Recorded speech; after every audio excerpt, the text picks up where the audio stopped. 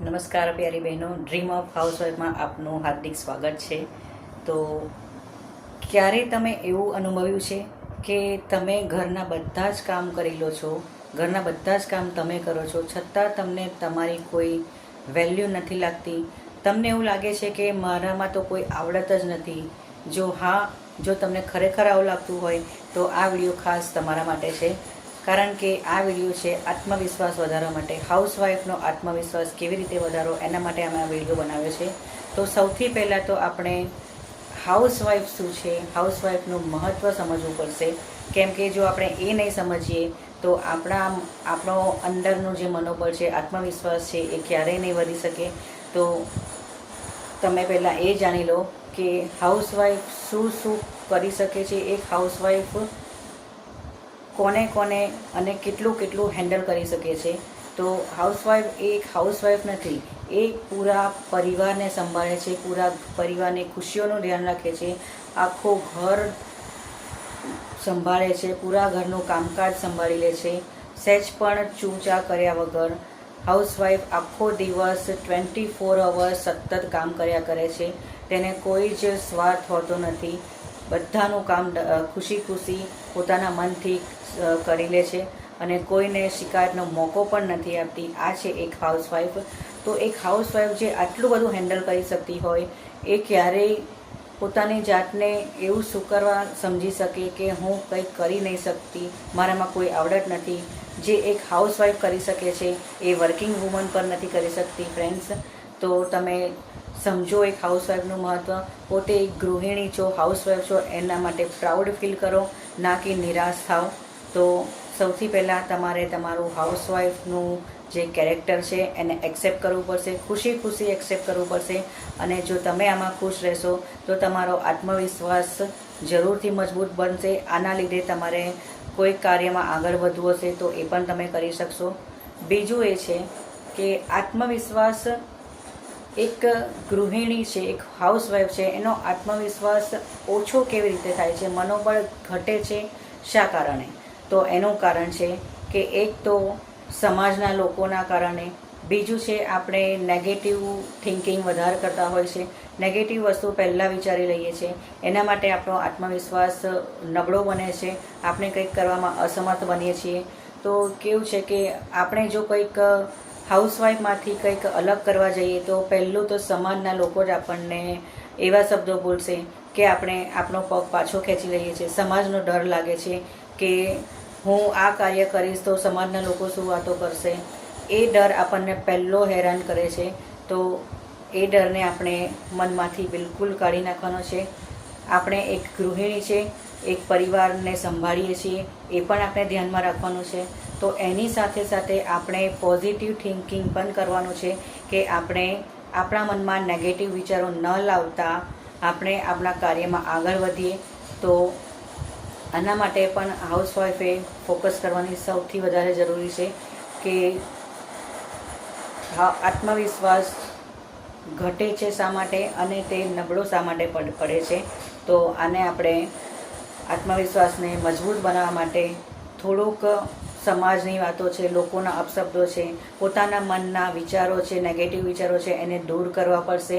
અને આ બધું સાઈડમાં રાખીને આપણે જો કોઈ નવું કાર્ય કરવા માગીએ છીએ તો જ આપણે એમાં આગળ વધી શકીશું, અન્યથા આપણે ક્યારેય આગળ નહીં વધી શકીએ. તો સૌથી પહેલાં આપણે ગૃહિણી તરીકેની ફરજ બજાવતા આપણે એ ધ્યાનમાં રાખવાનું છે કે આપણે આપણા પરિવારની ખુશીઓનું પણ ધ્યાન રાખવાનું છે, પરિવારની વેલ્યુ, એમનું માન સન્માન પણ જળવાવાનું છે. અને સાથે સાથે આપણે કોઈ એવું આપણું કાર્ય જે આપણને ગમે છે કરવાનું, એમાં પણ આગળ વધવાનું છે. કારણ કે આપણને ગમતું કાર્ય આપણે કરીશું તો જ આપણો આત્મવિશ્વાસ મજબૂત બનશે અને આપણે સ્ટ્રોંગ થઈશું. તો ત્રીજો પોઈન્ટ છે કે આત્મવિશ્વાસને વધારવો કેવી રીતે.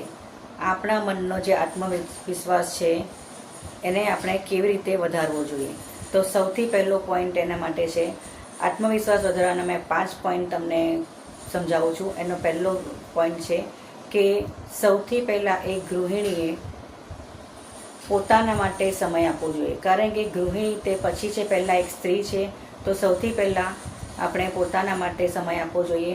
દિવસમાં તમે ગમે તેટલા કામ કરો, ઘરના કામકાજ કરો, બહારના કરો, કોઈ પણ કામ કરો, કારણ કે હું સમજું છું કે હાઉસવાઈફના કામ ઓછા નથી હોતા, જેટલા કરો એટલા વધતા જ જાય છે. કારણ કે હું પણ એક હાઉસવાઈફ છું, માટે જ મેં મારી ચેનલનું નામ ડ્રીમ ઓફ હાઉસવાઈફ રાખ્યું છે. તો એટલા માટે હું તમને પણ કહું છું કે ઘરના બધા કામ કરો, પણ તે છતાં પૂરા દિવસ દરમિયાન તમારી જાતને તમારે 10થી 15 મિનિટ તમારા માટે ફાળવવી પડશે.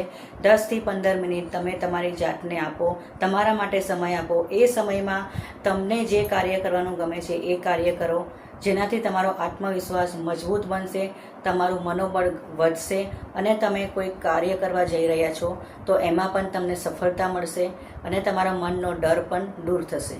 બીજો પોઈન્ટ છે કે તમારી ગમતી સ્કિલ શીખો. તમને જે કરવાનું ગમે છે, જે કામ કરવાનું ગમે છે એ તમે શીખો.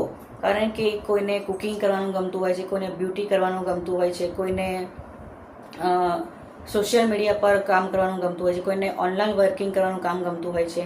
તો તમને જે પણ કાર્ય કરવાનું ગમતું હોય છે, જે તમારા મનને ખુશ કરી શકે, જે કાર્ય કરીને તમે ખૂબ જ આનંદિત થઈ જાઓ, જે કાર્ય કરીને તમારું મન પ્રસન્ન થઈ જાય, એ કામ તમે કરો. એનાથી તમારો આત્મવિશ્વાસ મજબૂત બનશે અને તમારું એક કાર્યમાં તમને સફળતા પણ મળશે. ત્રીજો પોઈન્ટ છે કે પોતાની જાતને બીજાની સાથે સરખામણી ના કરશો. આ એક મેઇન પોઈન્ટ છે. લેડીઝનો આ એક વીક પોઈન્ટ ગણો તો પણ કહો તો ચાલશે. કારણ કે આપણે લેડીઝ હંમેશા પોતાની જાતને બીજી લેડીઝ સાથે જલ્દી કમ્પેર કરી લઈએ છીએ. કેમ કે અને ખાસ કરીને એક હાઉસવાઈફ હોય છે, એક ગૃહિણી હોય છે, એ તો જરૂર પોતાની જાતને બીજાની સાથે કમ્પેર કરે છે.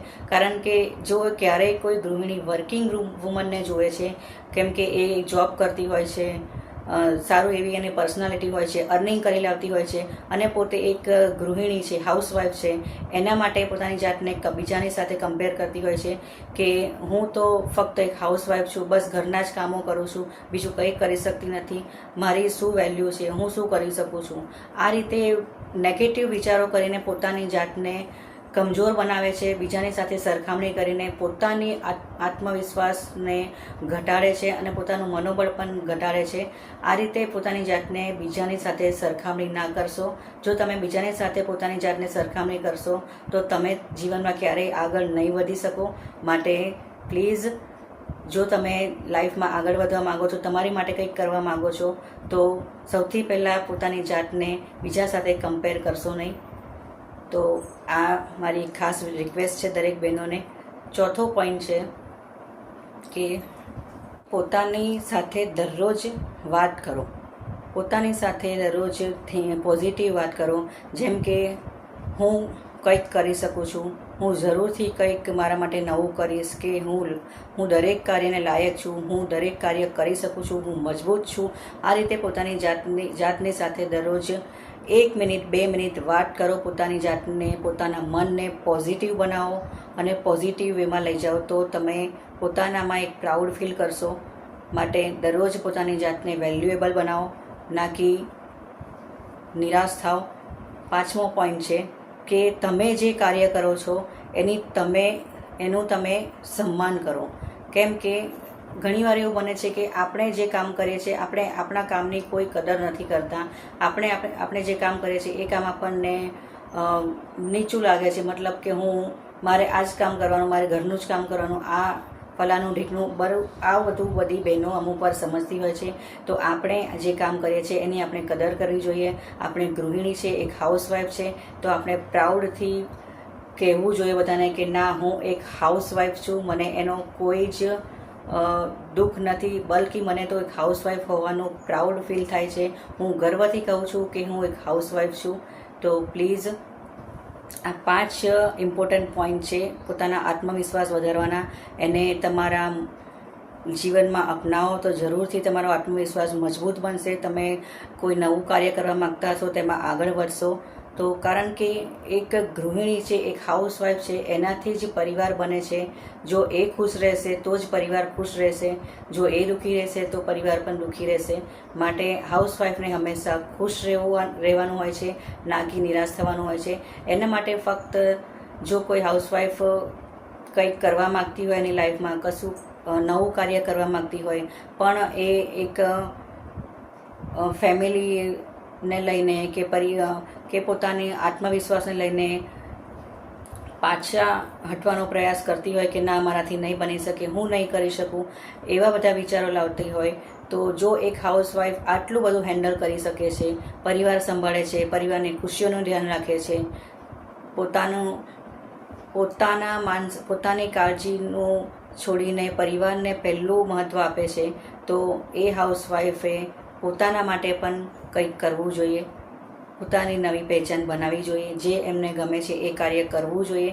માટે દરેક બહેનોને મારી નમ્ર વિનંતી છે કે જો તમે એક હાઉસવાઈફ છો, એક ગૃહિણી છો અને તમે તમારા જીવનમાં કંઈક કરવા માગતા હોય, તમને ગમતું કાર્ય કરવા માગતા હોય, પણ તમારામાં આત્મવિશ્વાસ નબળો હોય, આત્મવિશ્વાસ ઓછો હોય, તો મારો આ વિડીયો જરૂરથી જોજો. એનાથી તમને મારો આ વિડીયો સાંભળવાથી તમને એક અલગ સ્ટ્રોંગ ફીલ થશે, શક્તિ મળશે અને તમારા કાર્યમાં આગળ વધવાની પણ સફળતા મળશે, તમને સક્સેસ મળશે.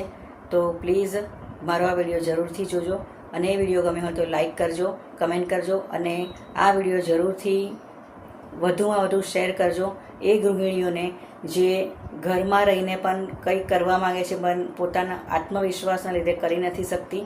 માટે પ્લીઝ આ વિડીયો બને એટલો શેર કરજો, જેથી દરેક ઘરની મહિલાઓ, બહેનો આગળ વધી શકે અને પોતાનું નામ બનાવી શકે. તો મળીએ આપણે બીજા વિડીયોમાં. ત્યાં સુધી જય શ્રી કૃષ્ણ.